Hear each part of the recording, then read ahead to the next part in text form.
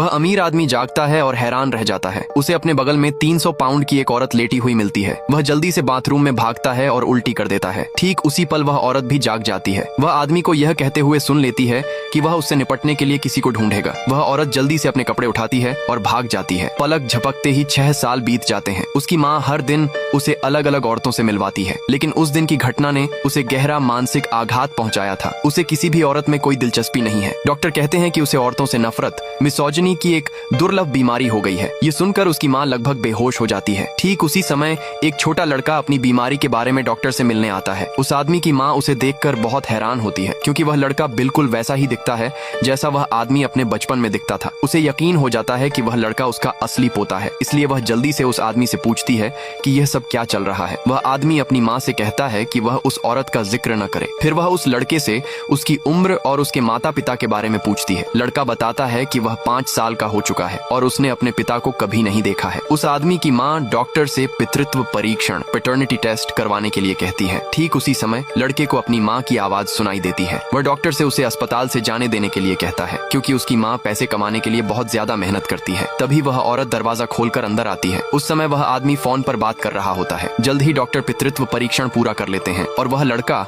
सचमुच उस बुजुर्ग महिला का असली पोता निकलता है। इसलिए डॉक्टर उस लड़के को VIP वार्ड में शिफ्ट कर देते हैं। ये खबर सुनकर वह बुजुर्ग महिला जल्दी से अपने बेटे से पूछती है कि वह औरत कहाँ है। वह आदमी बहुत ज्यादा चिड़चिड़ा हो जाता है। वह अपनी माँ से कहता है कि अगर वह इसी तरह करती रही तो वह घर छोड़कर चला जाएगा। ये सुनकर उसकी माँ गुस्से से बेहोश हो जाती है। इसी बीच वह औरत अपने बेटे को इलाज के लिए किसी दूसरे अस्पताल ले जाने का प्लान बनाती है, लेकिन अचानक उसकी मुलाकात अपने पुराने बॉयफ्रेंड से हो जाती है। उस समय उस बॉयफ्रेंड ने जानबूझकर उसे परेशान करने के लिए शादी का प्रस्ताव रखा था। जब उसने हाँ कर दी तो उसे एहसास हुआ कि यह सब एक धोखा था। वे सब मिलकर उसका मजाक उड़ाने का इंतजार कर रहे थे। आखिर में नशे में धुत वह औरत उस आदमी के कमरे में चली जाती है। अपने एक्स बॉयफ्रेंड के बगल में बैठी उसकी एक क्लासमेट उस औरत को पहचान लेती है। वह औरत वहां से जाने की कोशिश करती है, लेकिन उसका एक्स बॉयफ्रेंड उसे एक जोरदार थप्पड़ मार देता है। नींद से जागने के बाद वह बुजुर्ग औरत तुरंत उस आदमी को इस बारे में बताती है। वह कहती है कि वह लड़का उसका अपना बेटा है। वह जिद करती है